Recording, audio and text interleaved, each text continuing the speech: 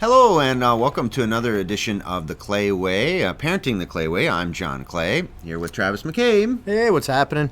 Travis, congratulations to your son Braden. Recently celebrated one of the big milestones of any child, which is the 16-year-old mark, right? The Sweet 16. Yep. A little different maybe for boys and girls or men, young women, but really cool to kind of, almost feels like the start of manhood in a way.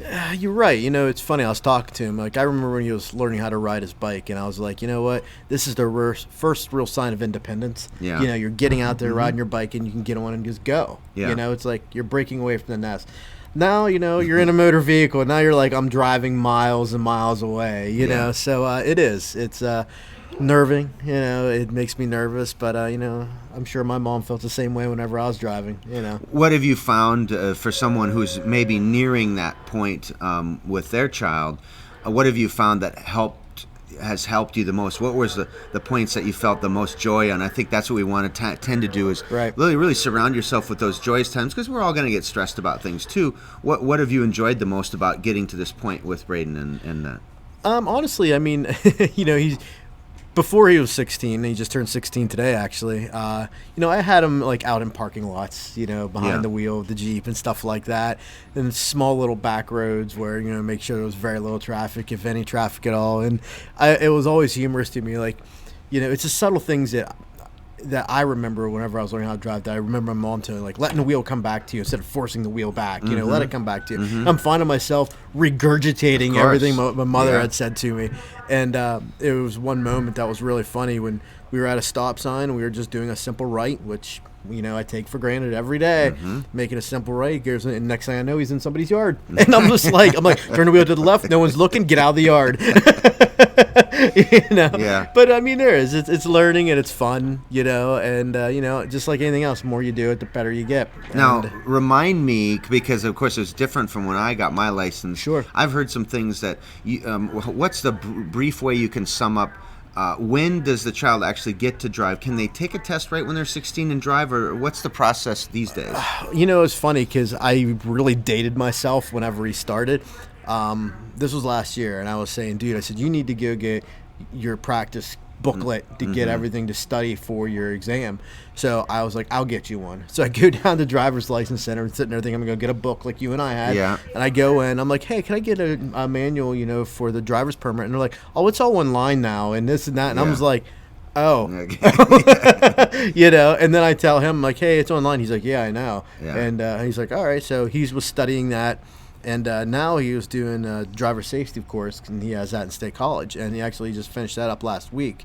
So they literally go through all the exam and prepping and stuff like that. And now that he is 16 and he's gone through the driver safety course, he can get his permit right now. And then he has to actually drive for, I think it's 6 months or X amount of hours. I can't remember. Or you have to have a combination of both before they'll take the test.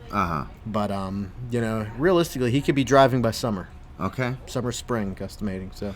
And what did you think about the process that, okay, I feel like people going through it should be out on the roads.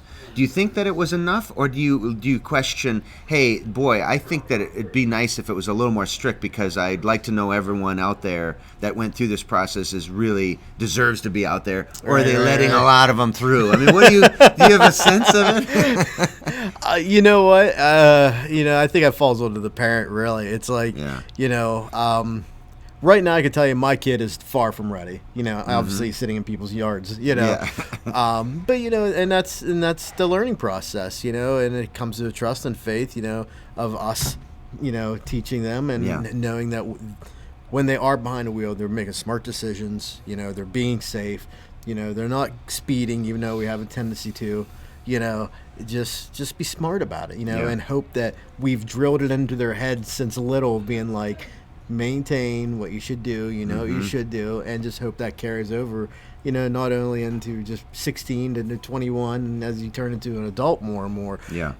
I think, like you said, this is just one of those milestones aspect. It's like, hey, remember what I've told you, and now we're just adding a little bit more into it, I was curious about two things. One is, I know just through doing the news stories over the years that of course, texting and driving Right. a huge problem. It's Right. it's as dangerous, if not more, than drunk driving. Mm-hmm. So keeping your kid away from that, and two, having other kids in the car while they're driving too. Right. They're actually technically not allowed to do that for a period of time, and so that's a concern too, to allow your child to be the driver or a passenger for all that of. Hey, there's going to be a period of time that you should just have this as your only job and no distractions for a while until you've got it down. Right. Right. No, I agree.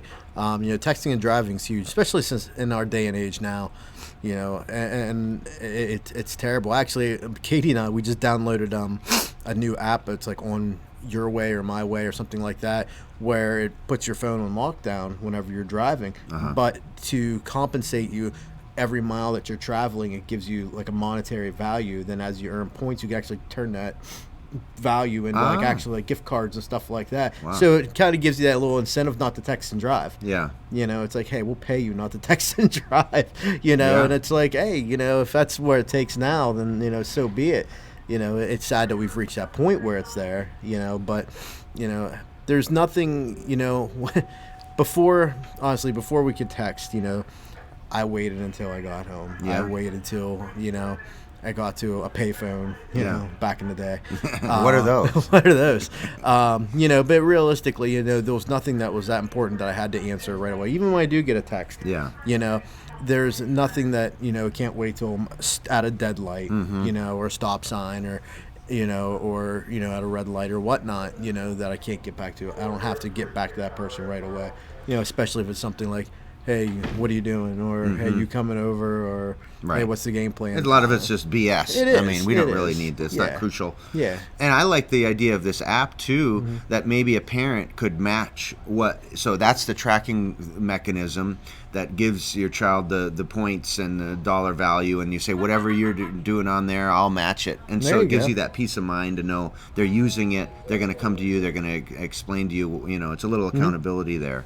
That would be nice. Yeah, absolutely. But yeah, it locks down a texting feature, so whenever you're stopped at like a GPS basically, but it just, if you get a text, it automatically prompts up saying, hey, I'm driving right now, just like any of the other ones that you have.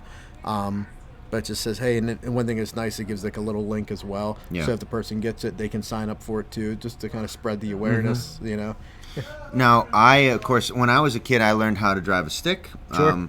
I don't know if either you or Katie drive stick, and then what did you think about having Braden learn about one? Is there one available to him? I mean, that's a whole nother dimension. It is. I'm fortunate enough where I can drive a standard. Yeah. Katie can as well, or at least she says she can. I've yet to see it happen, but she states that she can. So, give her the benefit of the doubt.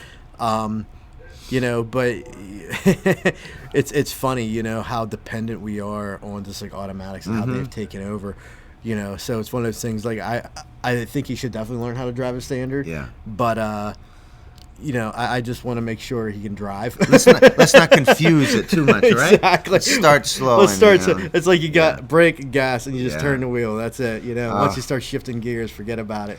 That's the worst when you're on the hill and you're trying to pull out, in coasting traffic, and it dies, and then you're blocking up traffic from everybody, or at the stop sign, or at the lights, or the intersections, Yeah. But Yep. I mean, valuable lessons that, like, I think it's important, hopefully, to make small mistakes to keep you humble when you're driving. Oh, yeah, absolutely. Because I think hubris is one of the biggest dangers. I know what I'm doing. I'm out here. All of a sudden, now you're going too fast. You're taking that current turn too fast, or whatever it is you're doing. Just not being over vigilant is gonna get you in trouble when you're that teenager driving. I mean, we all remember those moments. We get cocky. Yeah. That's exactly what it is. And some vehicles, like you said about turns, like I have a Jeep. I'm not one to take turns sharp in a Jeep or a high speed. They're notorious for tipping. You don't want to get cocky, especially in our area. It's funny. One of the first things, like Julian, our oldest, when he started driving, and it was his first fall, and one of the first things I'm out, I'm like, don't be speeding on leaves. They said those are just as bad as ice. Yeah. You know, and just small things that they don't even think about. You know, it's like sleeves, Yeah. whatever. You know, but they're slick, and you can Right. go right with them. Yeah. You know, so there's all sorts of subtleties. You know, with driving. Lots of experience needed that There is. you get over the years, and then we take it for granted, as you Yep. say. Yeah. Yep. Absolutely. Well, Absolutely. congratulations to Thank you. and Braden for Appreciate the big milestone, and we're hoping for no dents, no accidents, no crashes, no nothing. All right. Exactly. Well, we hope you appreciated some of the conversation as we get folks ready for the driving and safe driving, especially as we get into the winter too. Mm-hmm. And we'll revisit the issue. I'm excited to talk with you in and a I few both. months, and we'll see how it's been going. We'll see how he does in the winter. Yeah. All right. Well, thanks for watching. We'll catch you next time on the Clay Way. I'm John Clay. Travis McCabe. All right. Thanks again. We'll see you then. See ya.